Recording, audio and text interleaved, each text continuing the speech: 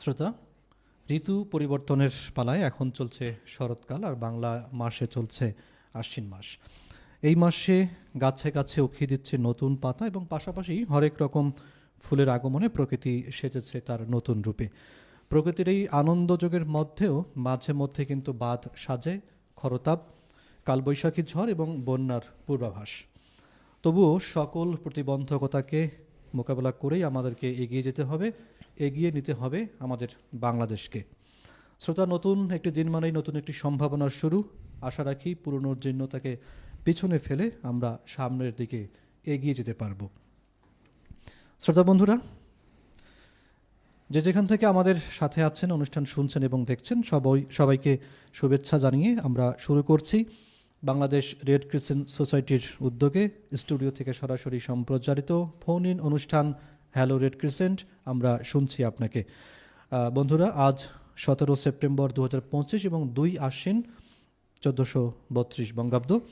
আমাদের স্টুডিওর ঘড়িতে এখন সময় বিকেল 4:05। দূরে এবং কাছে যে যেখান থেকে আছেন সকলকেই অনেক অনেক প্রীতি এবং শুভেচ্ছা।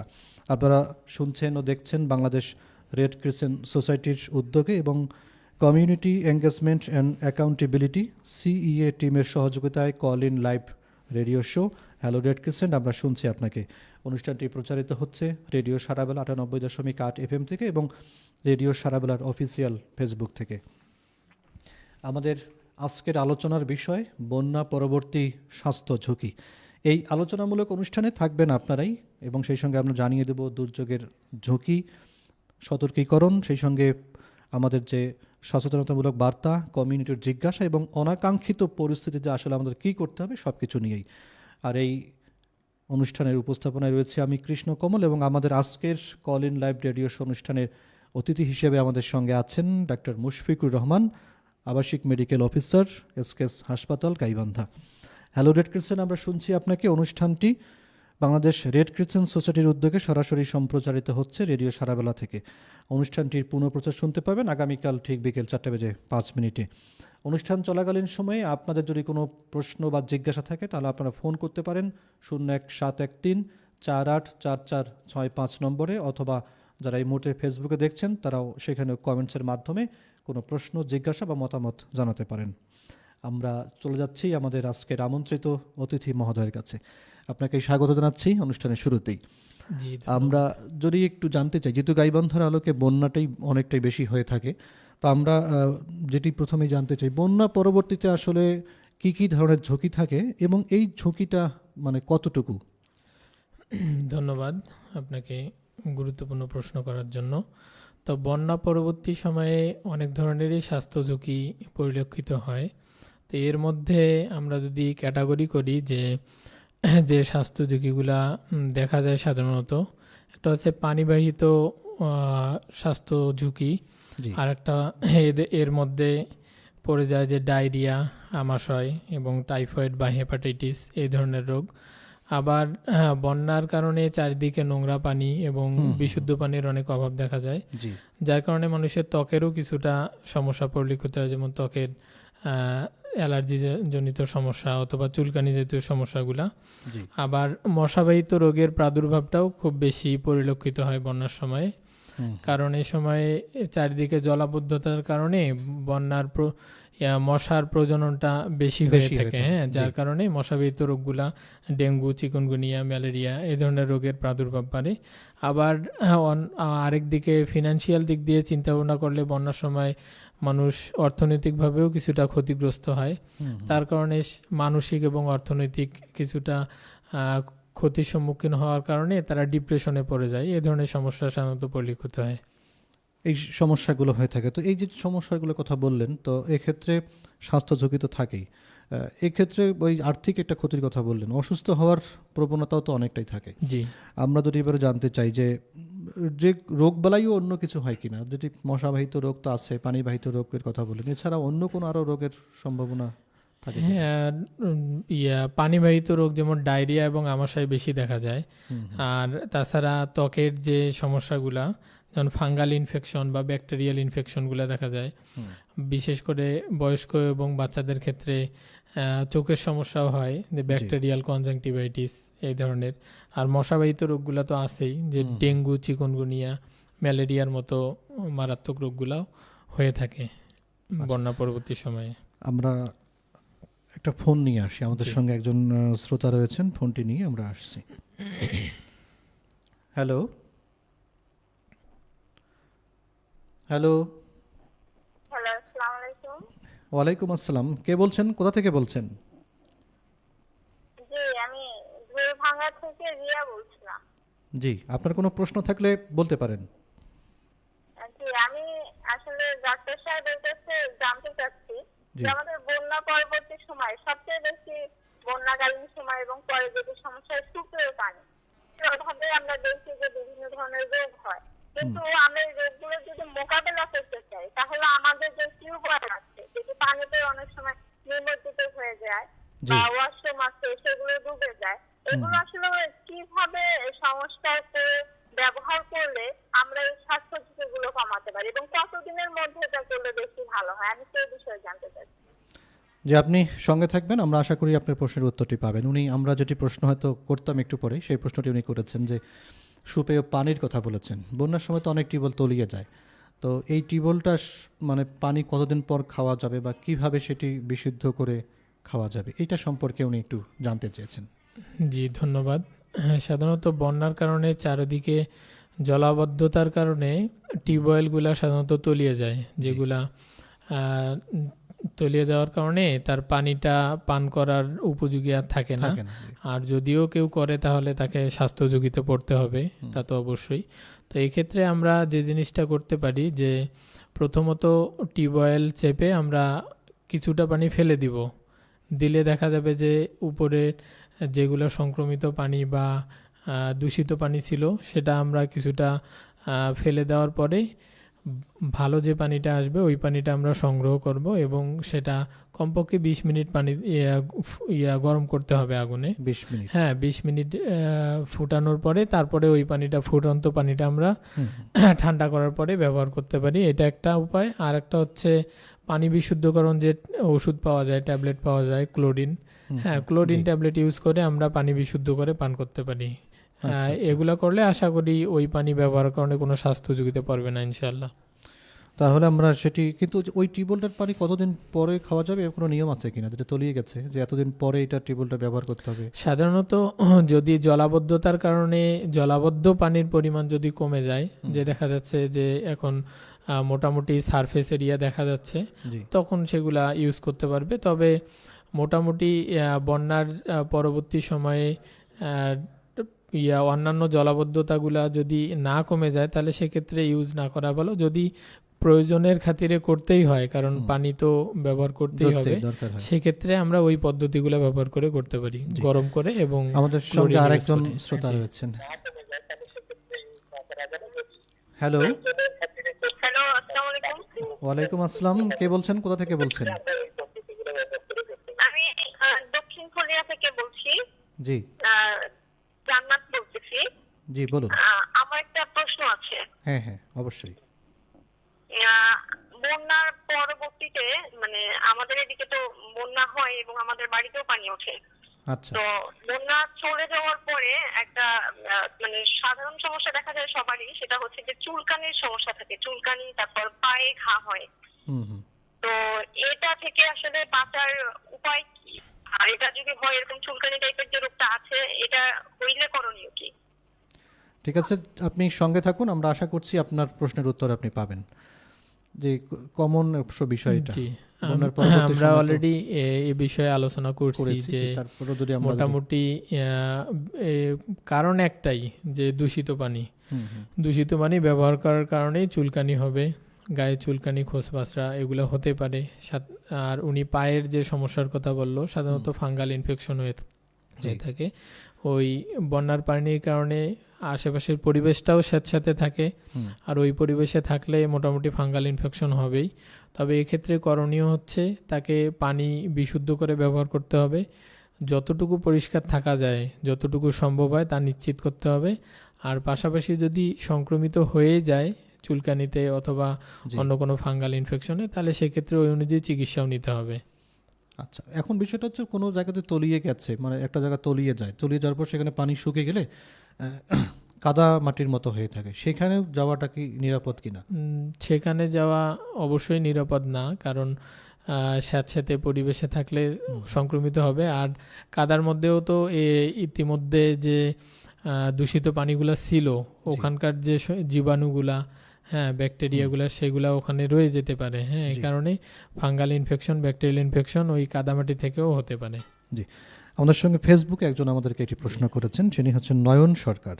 তিনি বলেছেন যে বন্যা পরবর্তী পানি কমে যাওয়ার পর দেখা যায় যে বিভিন্নখানে ব্যাকটেরিয়া চারপাশে ছড়িয়ে যাচ্ছে, এটার জন্য করণীয়টা কি একটু জানতে চেয়েছেন, যাতে করে এই ব্যাকটেরিয়াটা চারপাশে ছড়িয়ে যেতে না পারে। এক্ষেত্রে আমাদের কোনো কিছু ব্যবহার করতে হবে কিনা, কোনো জীবাণুমুক্ত করার জন্য কোনো ওষুধ বা হ্যাঁ, কিছু? জীবাণুমুক্ত করার জন্য, পানি জীবাণুমুক্ত করার জন্য তো আমরা ক্লোরিন ইউজ করতে পারি। জি। আর পাশাপাশি হচ্ছে ছোট ছোট যে কন্টেইনারগুলো আছে, সাপোজ ছোট ছোট ফুলের টব অথবা অন্য কোনো কন্টেইনার, যেগুলাতে গ্রামগঞ্জে দেখা যায় যে অনেকে ধান ভেজানোর জন্য ইউজ করে, ওই ধরনের আবদ্ধ কোনো জায়গায় যদি পানি থাকে তাহলে সেগুলো নিষ্কাশন করে ফেলা, এটা একটা হইতে পারে। আর আশেপাশে যদি ময়লা জমে থাকে, যেমন বন্যা পরবর্তী সময়ে যে পানি অনেকটা কমে গেছে, তারপরেও কিছু কিছু জায়গায় ওই কাদা পানি আপনি যেরকম বললেন এরকম থাকলে, হ্যাঁ, ওগুলো একটু পরিষ্কার করে ফেলা, তাহলে দেখা যাবে যে এই প্রকোপটা কিছুটা হলেও কমবে। আচ্ছা, তাহলে এটার ব্যবস্থা এভাবে নিলেই হয়তো আমরা সেটা থেকে রক্ষা পেতে পারি।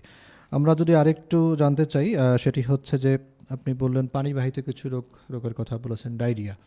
তো এই যে ডায়রিয়াটা, আমরা একটু এই সম্পর্কে একটু শুনতে চাই। ডায়রিয়ার প্রকোপটা কি খুবই বাড়ে এই সময় কিনা বন্যার পরবর্তী? জি, ডায়রিয়ার প্রকোপটা খুবই বাড়ে, কারণ পানিবাহিত রোগ। আর ডায়রিয়ার জীবাণু পানির মাধ্যমেই দেখা যাবে যে আমাদের খাদ্যের মাধ্যমে শরীরে প্রবেশ করবে, তারপরে ডায়রিয়ার প্রাদুর্ভাবটা বেশি দেখা যায় এই সময়গুলোতে, কারণ দূষিত পানি, আশেপাশের যে খাবার শাকসবজি আমরা ইউজ করি সেগুলোও দূষিত হয়ে যায় অনেকটা। আর দেখা যায় যে খাবারের অপ্রতুলতা, হ্যাঁ, বন্যাকালীন সময়গুলোতে প্রয়োজন মতো খাবার পাওয়া যায় না, অনেকে খাবার সঞ্চয় করে রাখে, যার কারণে দেখা যায় অপাচ্য, মানে কিছুটা খাবার নষ্ট হয়ে গেছে, এই ধরনের খাবারও কেউ গ্রহণ করে ফেলে, যার কারণে ডায়রিয়ার প্রকোপটা বেড়ে যায় এই সময়গুলোতে। জি, আমাদের সঙ্গে একজন দুঃখিত, লাইনটি কেটে গেছে। আমরা ওই সময়টা আসলে শিশু এবং বৃদ্ধ, তাদেরকে এইটা মূলত আমরা দেখতে পাই, তো তাদের জন্য আলাদা কি ধরনের যত্ন নেওয়া দরকার শিশু এবং বৃদ্ধদের, যাতে ডায়রিয়া না হয়? আমাদের শিশু এবং বৃদ্ধ এই দুই ক্যাটাগরির জনগণ সাধারণত ইমিউন সিস্টেমের দিক থেকে একটু দুর্বল, হ্যাঁ, ইমিউনিটির দিক থেকে এদের রোগ প্রতিরোধ ক্ষমতা কম থাকে। তো সেক্ষেত্রে শিশুরা যাতে নিরাপদ খাবার গ্রহণ করতে পারে, এজন্য অভিভাবকদের সচেতন থাকতে হবে যে তারা যখন খাচ্ছে হাতটা ঠিকমতো পরিষ্কার করে দিতে হবে, আবার যে খাবারটা খাচ্ছে সেটাও যেন পরিষ্কার থাকে, পানি যে পান করতেছে সেটাও যেন বিশুদ্ধ পানি পান করে। আর বয়স্কদের ক্ষেত্রেও সেম সাজেশন থাকবে। আর পাশাপাশি বয়স্করা দেখা যায় যে ওই সময়গুলোতে মাটি পিচ্ছিল থাকার কারণে অনেক সময় চলতে ফিরতে গিয়ে পড়ে গিয়ে ব্যথা পাওয়া থেকে শুরু করে হাড়ও ভেঙে যেতে পারে, হ্যাঁ, এই ধরনের ঘটনাগুলো ঘটে থাকে সাধারণত, এজন্য সতর্ক থাকতে হবে। জি, একজন শ্রোতা আমাদের সঙ্গে আছেন। হ্যালো, কে আছেন? আমি দক্ষিণ ফুলিয়া থেকে দিশা বলছি।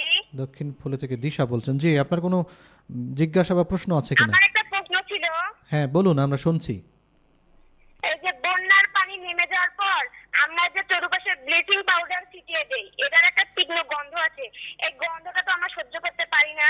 এই ব্লিচিং পাউডার ছাড়া আর কি কোনো উপায় আছে?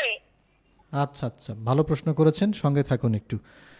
ব্লিচিং পাউডার, ওই বন্যার পরবর্তী সময় ব্লিচিং পাউডারতে পরিষ্কার করা হয় অনেক কিছু, কিন্তু আসলে এর একটা তীব্র গন্ধও থাকে, যেটা হয়তো তারা সহ্য করতে পারছেন না। এটা তো একটা কেমিক্যাল প্রোডাক্ট, তো এটার যে একটা গন্ধ থাকে ওটা থাকবে, ওটা নিরসনের উপায় আমার জানা নেই। তবে মোটামুটি বাংলাদেশে প্রচলিত যে নিয়মগুলো আছে পানি বিশুদ্ধকরণের, তার মধ্যে এটা একটা অন্যতম এবং সহজলভ্য। এমনিতে বন্যাকালীন সময় বা বন্যা পরবর্তী সময়গুলোতে বিভিন্ন ধরনের ক্রাইসিসে ভোগে মানুষ। তো সেক্ষেত্রে এর থেকে সহজলভ্য উপায় আছে বলে আমার জানা নেই। তবে ক্লোরিন ট্যাবলেট অথবা আপনার এই ব্লিচিং পাউডার, হ্যাঁ উনি যেটি এগুলো দিয়ে, বলেছেন সেটি হচ্ছে হ্যাঁ যে ব্লিচিং পাউডারের গন্ধের কথাটা বলেছে। ওইটা তো ওটা মোটামুটি থাকবে, তবে ওটা মানে সহনীয় পর্যায়ে থাকলে এটার কারণে আশা করি কোনো ক্ষতি হবে না। এর পরিবর্তে অন্য কোনো আছে কিনা, যেটা মানে এটা হচ্ছে যে তারা বাড়ির আশেপাশে ছিটিয়ে দেয়, ছিটিয়ে দেয় ব্লিচিং পাউডারটা, এই গন্ধটা পায়। এই ছিটিয়ে দেওয়ার ক্ষেত্রে আরো কোনো কেমিক্যাল বা অন্য কোনো পদার্থ না, আছে ওই কিনা? ধরনের তেমন কিছু মনে পড়ে না আমার। তার মানে ব্লিচিং পাউডারটি হ্যাঁ, ব্যবহার এটাই করতে হবে, সবথেকে কিন্তু বেস্ট আসলে হয় এবং সহজলভ্য যেটা, এটাই সবথেকে ভালো হয়। এই গন্ধটাতে তো ক্ষতি হওয়ার কোনো না, খুব বেশি হবে না। এটা দেখা যায় যে ছিটিয়ে দেওয়ার একটা নির্দিষ্ট সময় পর্যন্ত থাকে, তারপর আর পাওয়া যায় না। তারপর হ্যাঁ, পাওয়া যায় এরকম। না। জি। ওই সময়টা যদি যার পার্সোনালি কারো কোনো প্রবলেম হলে সে মাস্ক ইউজ করতে পারে, হ্যাঁ, তাহলে বা একটু এই দূরে গন্ধের থাকতে। হ্যাঁ তীব্রতা কমে যাবে। আবার একটু দূরে থাকলো, যখন একটু সহনীয় পর্যায়ে আসলো তখন কাছাকাছি আসতে পারে। এই ধন্যবাদ আপনাকে। শ্রোতা, আপনারা অনুষ্ঠানটি সরাসরি শুনতে পাচ্ছেন রেডিও সারাবেলা 98.8 FM এবং সেই সঙ্গে দেখতে পাচ্ছেন আমাদের অফিসিয়াল ফেসবুক পেজ থেকে। অনুষ্ঠানটি প্রচারিত হচ্ছে বাংলাদেশ রেড ক্রিসেন্ট সোসাইটির উদ্যোগে এবং অনুষ্ঠানটি পরিবেশিত হচ্ছে community engagement and accountability CEA টিমের সহযোগিতায়। আমাদের আজকের বিষয় বন্যা পরবর্তী স্বাস্থ্য ঝুঁকি। এ বিষয়ে আপনাদের কোনো প্রশ্ন বা জিজ্ঞাসা থাকলে আমাদেরকে ফোন করতে পারেন 0171384465 এই নম্বরে, অথবা যারা ফেসবুকে দেখছেন তারা সেখানেও কমেন্টস করতে পারেন। আমরা আজকের বিষয়ে বিস্তারিত আলোচনা করছি। আপনারা শুনতে থাকুন, সঙ্গে থাকুন এবং সাথেই থাকুন। হ্যালো রেড ক্রিসেন্ট, আমরা শুনছি আপনাকে অনুষ্ঠানের সঙ্গেই। আমরা একটু আপনার কাছে আবারও যেতে চাই। আপনি একটু শুরুতেই বলেছিলেন যে বন্যা পরবর্তী সময়ে একটা মশাবাহিত রোগের প্রকোপটা বেড়ে যায়। তো আমরা এইটা একটু জানতে চাই যে আসলে এই মশার জন্য কোন কোন রোগগুলো হতে পারে, এবং আরেকটু যদি আমরা এটা জানতে চাই। মশাবাহিত রোগগুলোর মধ্যে সাধারণত ডেঙ্গু, চিকুনগুনিয়া, ম্যালেরিয়া এই ধরনের মশার প্রাদুর্ভাব বেড়ে যায়। আমরা একটা ফোন নিয়ে আসি, একজন আমাদের সঙ্গে আছেন। হ্যালো, নমস্কার, আমি স্বাগতা বলছি হাসপাতাল বালুয়া থেকে। জি বলুন, আমরা শুনছি। আমার প্রশ্নটা হচ্ছে বন্যার যে পরবর্তী সময়ে স্বাস্থ্যবিধি এড়াতে খাদ্যাভ্যাসে কি কি পরিবর্তন হওয়া দরকার, এটা যদি একটু বলতেন। ঠিক আছে, আপনি সঙ্গে থাকুন। ওকে, আমরা এই প্রশ্নের উত্তরটা দিয়েই পরবর্তী আমরা যেটা আলোচনা ছিলাম সেখানে। উনি প্রশ্ন করছেন যে বন্যা পরবর্তী সময়ে খাদ্যের কোনো পরিবর্তন করা দরকার কিনা, খাদ্যাভ্যাসের। বন্যা পরবর্তী সময়গুলোতে এমনিতেই খাদ্যের কিছুটা ক্রাইসিস থাকে, তো ওই সময়ে আমরা করতে পারি যে খাবারগুলো প্রিজার্ভ করা সহজ এবং সহজে পচে না, যেমন ড্রাই ফুড। জি, হ্যাঁ, যে ওই সময়গুলোতে ড্রাই ফুড যেমন চিরা খাওয়া দিতে পারে। আবার দেখা যায় যে বাড়িঘর তলিয়ে যাওয়ার কারণে রান্না বান্নার তো তেমন একটা সুযোগ হয় না। হ্যাঁ, ফল ফ্রুটসের দিকে একটু ঝোঁকা যেতে পারে।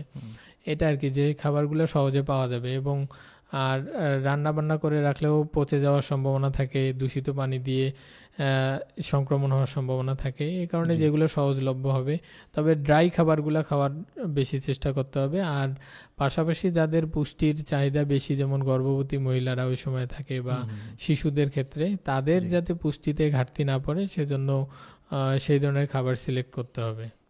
জি, আরেকটা বিষয় হচ্ছে যে বন্যার সময় তো শাকসবজির ক্ষেত তলিয়ে যায় অনেক সময়। এই তলিয়ে যাওয়া শাকসবজির ক্ষেত থেকে সেগুলো নিয়ে এসে খাইতে গেলে কোনো করতে হবে কিনা, নিয়ম আছে? যেগুলো সাধারণত পানিতে থাকার পরেও কোনো পরিবর্তন হয় না বা পচে যায় না, সেই ধরনের শাকসবজি খাইতে পারবে, কোনো অসুবিধা নেই। ভালোভাবে প্রসেস করে রান্না করে খেলে কোনো সমস্যা হবে না। কিন্তু যেগুলো পচে যাওয়ার মতো অবস্থা হয়ে গেছে বা খাওয়ার অযোগ্য, এই ধরনের সবজি বা শাক খেলে তখন সমস্যা হতে পারে, ডায়রিয়া সহ অন্যান্য সমস্যা হতে পারে। আমাদের সঙ্গে আরো একজন শ্রোতা রয়েছেন, আমরা একটু ফোনটি নিয়ে আসতেছি। হ্যালো, কে আছেন আমাদের সাথে? হ্যালো, আসসালামু আলাইকুম। ওয়ালাইকুম আসসালাম। আমি হচ্ছে দক্ষিণ কোরিয়া থেকে বলছি। জি, নিতা বলছি। জি বলুন, আমরা শুনছি। আমার হচ্ছে প্রশ্ন ছিল কি, যে বন্যার সময় কিন্তু আমাদের বসত বাড়িতে বিভিন্ন জায়গায় বিষাক্ত পোকামাকড়, সাপ এগুলো মানে আসে, অবস্থান করে বা দেখা যায় মাঝে মধ্যে। জি, হ্যাঁ হ্যাঁ। তো আমরা যখন সে বাড়িতে যাব কিংবা আমাদের নিজ নিজ বাসস্থানে ফিরে যাব, তখন আসলে কিভাবে গেলে বা সাথে কি কোনো কিছু রাখতে হবে কিনা যাতে সাপ খোপ বা বিষাক্ত পোকামাকড় এমনি নিজে থেকেই চলে যায়? জি, ধন্যবাদ আপনাকে, আমাদের সঙ্গে থাকুন।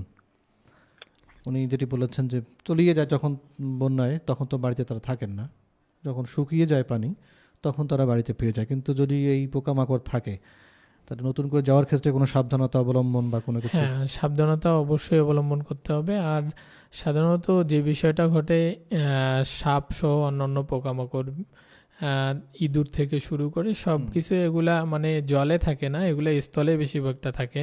জি। তো বন্যায় সব কিছু তলিয়ে যাওয়ার কারণে এদের নিজের আবাসস্থলও নষ্ট হয়ে যায়। যার কারণে ওই সময়গুলোতে এই পোকামাকড়, সাপ, এদের ইয়াটা বেশি দেখা যায়, প্রাদুর্ভাবটা। তো বন্যা পরবর্তী সময়গুলোতে যখন আবার বাড়িতে গিয়ে বসবাস শুরু করবে, তখন অবশ্যই আশপাশটা আগে পরিষ্কার করে নিতে হবে। হ্যাঁ, তার জি। একদম ঘর দুয়ার থেকে শুরু করে সব কিছু পরিষ্কার করে নিতে হবে। আর ওই ধরনের কোনো কিছুর উপস্থিতি যদি টের পেয়ে থাকে, তাহলে সেটা মোকাবেলা করার জন্য ব্যবস্থা গ্রহণ করতে হবে। জি, আমরা যে আলোচনায় ছিলাম যে মশাবাহিত রোগগুলোর কথা আমরা বলছিলাম, জি তো আসলে মশাবাহিত বিভিন্ন রোগ তো হয়েই থাকে। জি, ওই সময় ডেঙ্গু, চিকুনগুনিয়া, ম্যালেরিয়া, ফাইলেরিয়া সহ সব ধরনের মশাবাহিত রোগ হয়। তো এক্ষেত্রে মশার প্রজননটা বৃদ্ধি পায় এই জলাবদ্ধতার কারণে। তো আমরা তাদের ওই প্রজনন যে স্পেসগুলো আছে, যেমন জলাবদ্ধ কোনো পানি আছে ফুলের টবের মধ্যে অথবা নারিকেলের খোসা, হ্যাঁ, এই ধরনের কোথাও যদি পানি জমে থাকে, তাহলে ওগুলো আমরা ফেলে দিব। হ্যাঁ, তাদের প্রজননের স্থানটা যদি আমরা নষ্ট করে দিই, তাহলে কিন্তু মশার প্রাদুর্ভাব কমে যাবে। আর পাশাপাশি আমরা নিজেদেরও একটু সচেতন রাখতে হবে, যেমন আমরা মশারি ইউজ করতে পারি ওই সময়গুলোতে। আবার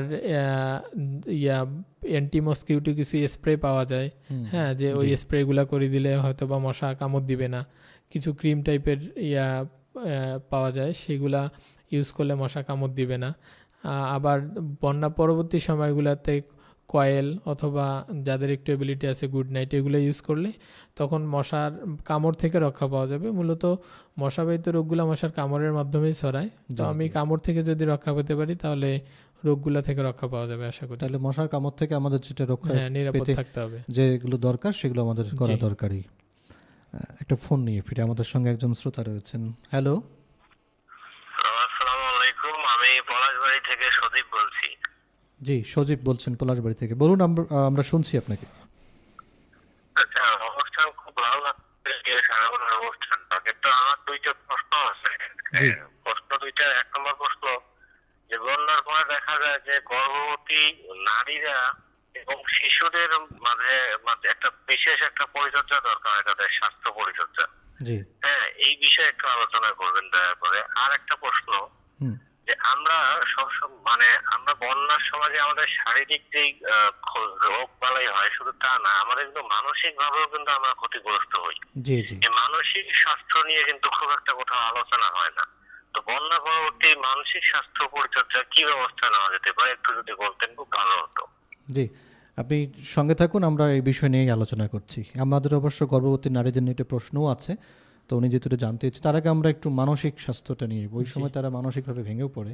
জি, আমি প্রোগ্রামের শুরুর দিকে বলছি যে বন্যার সময়ে যে সমস্যাগুলো দেখা যায়, স্বাস্থ্যগত ঝুঁকি, মানসিক সমস্যাটা তার অন্যতম।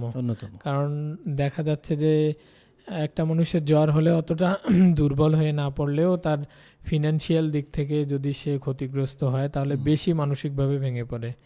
হ্যাঁ, তা বন্যার সময় দেখা যায় মানুষের ফিনান্সিয়াল ভাবেও ক্ষতিগ্রস্ত হতে দেখা যায়।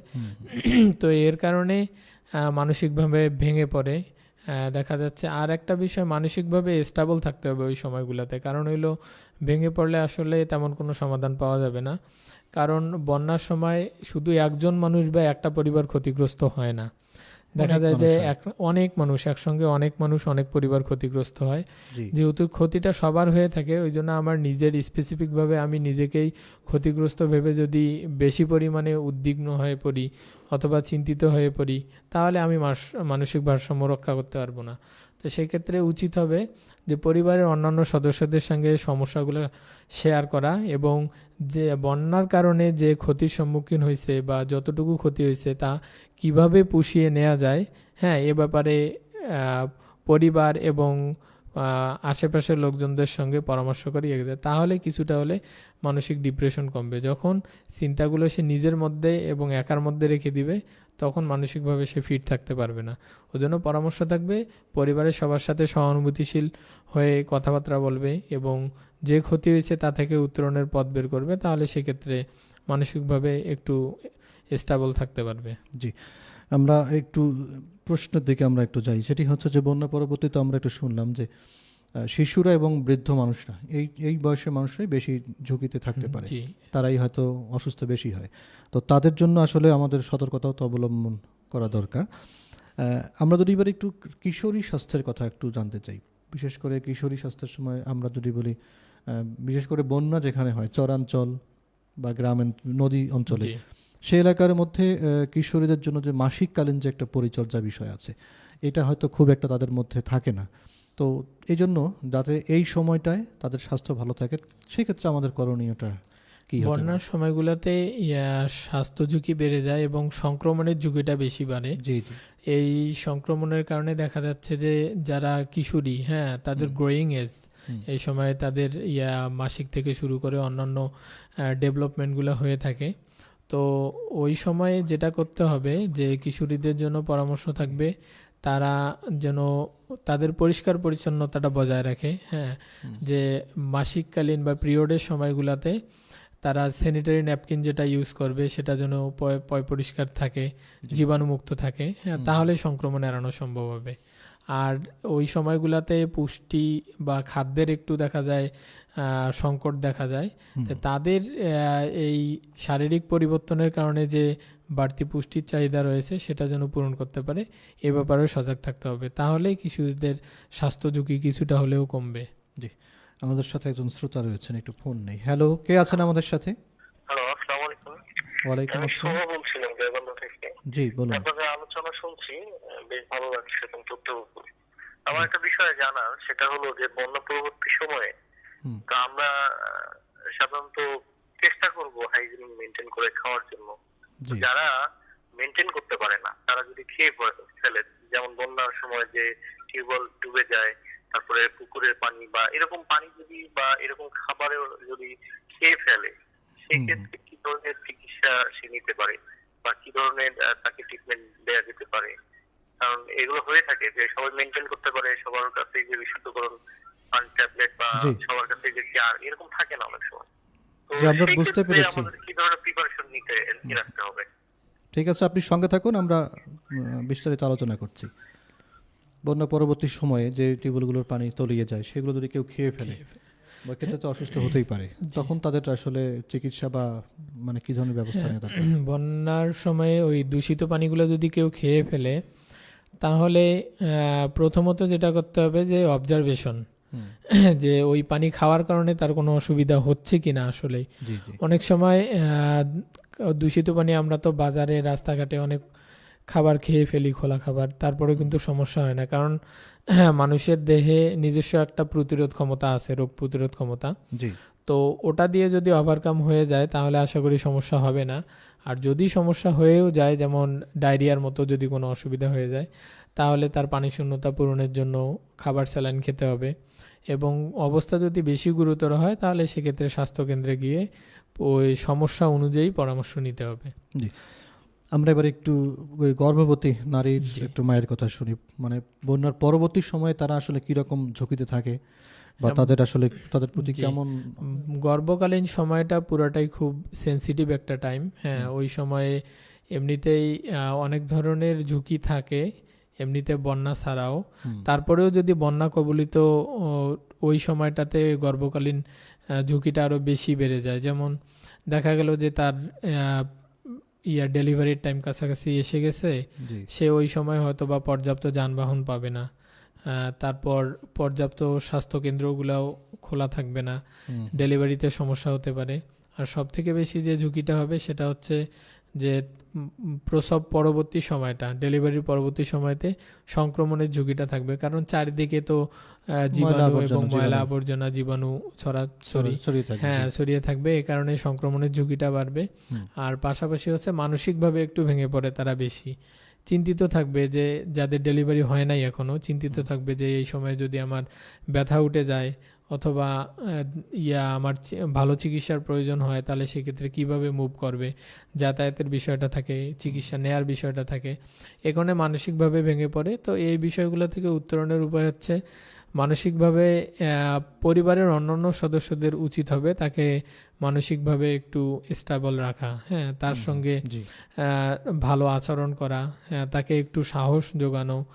আর প্রসব পরবর্তী যদি কোনো গর্ভবতী মহিলা থাকে, মানে তার ডেলিভারি হয়ে গেছে, তাকে একটু পরিষ্কার পরিচ্ছন্নতা বজায় রাখতে হবে যাতে সংক্রমণ না হয় তার এবং তার বাচ্চার ক্ষেত্রে, নবজাতকের ক্ষেত্রে, তাহলে এই সমস্যাগুলো থেকে বেঁচে থাকা যাবে।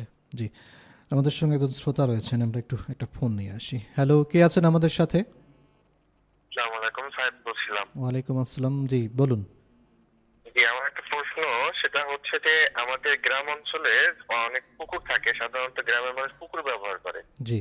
তো ওই যে পুকুরে তো আমরা অনেকেই গোসল করি, ওখানে আবার হাড়ি পাতিল অনেকেই ধোয়। তো যখন বন্যা আসে সমস্ত পুকুরগুলো তলিয়ে যায়, আবার বন্যার পানি যখন নেমে যায় তখন কিন্তু ওই পানিগুলো পুকুরে থেকে যাচ্ছে। তো সেই পুকুরে গোসল করা বা ওই পুকুরে হাড়ি পাতিল ধোয়াটা আসলে কতটুকু যাবে কিনা, বা আগের মতো ওই পানিটা ব্যবহার করা যাবে কিনা পুকুরে? জি, ভালো প্রশ্ন করেছেন, সঙ্গে থাকুন। কোথা থেকে বলছিলেন একটু বলবেন? জি, আমি গাইবান্ধা থেকে বলছিলাম। গাইবান্ধা থেকে বলছেন, জি। আসলে আমাদের একটু জানার দরকার, গ্রামের গঞ্জে তো অনেক পুকুর বন্যার সময় তলিয়ে যায়, বন্যা পরবর্তী সময় এই পানিগুলো ব্যবহার করা কতটুকু? ওই পানিগুলো ব্যবহার করা নিরাপদ হবে না, কারণ ওটা তো বলা যায় যে a good source of infection, হ্যাঁ, কারণ ওখানে ব্যাকটেরিয়া সব অন্যান্য জীবাণুগুলো থেকেই যাবে। ওই পানিতে গোসল করলে তার ত্বকের যে সমস্যা, অ্যালার্জিজনিত সমস্যা, চুলকানি এবং ফাঙ্গাল ইনফেকশন, এগুলা বেশি দেখা দেবে। আর পাশাপাশি যদি থালা বাসন ওটাতে পরিষ্কার করা হয় এবং ওই থালা বাসনে খাবার দাবার গ্রহণ করা হয়, তাহলে পেটের সমস্যা সহ নানাবিধ সমস্যা দেখা দিবে।